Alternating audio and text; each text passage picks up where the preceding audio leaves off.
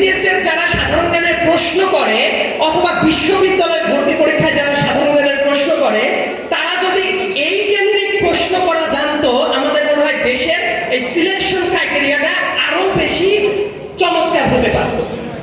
তো দেখলাম একটা প্রশ্নের ভেতরে কোনো একটা বিখ্যাত ছাগলকে কেন্দ্র করে কোনো একটা প্রশ্ন সেট করা দেখলাম।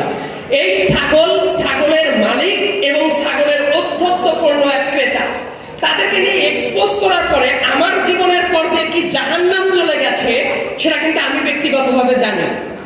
আমি সবসময় একটা কথা বলতাম যে তরুণরা যখন রাজনীতি সচেতন হয়ে ওঠে, এটার ইফেক্ট যে কত চমৎকার হতে পারে এই ব্যাপারটা না আমরা বুঝতে ভুলে গিয়েছিলাম।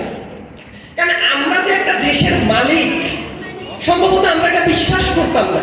এই আন্দোলনের সবচেয়ে গুরুত্বপূর্ণ জায়গাটা হলো আমরা আবার বিশ্বাস করতে শুরু করেছি যে আমরাই দেশের মালিক।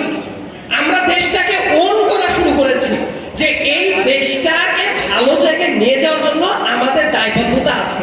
আমার কেন যেন মনে হয় বিগত 15 বছরে একজন বিচক্ষণ মানুষ কখনো এটা ভাবে নাই যে এই দেশটা তাদের।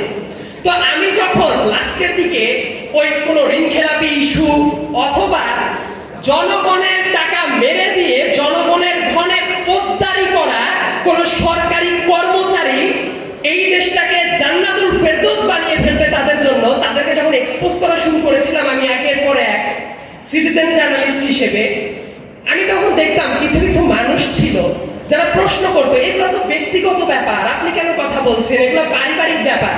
মানে মানুষ বুঝতে ভুলে যাচ্ছিল যে এই টাকাগুলোর মালিক জনগণ।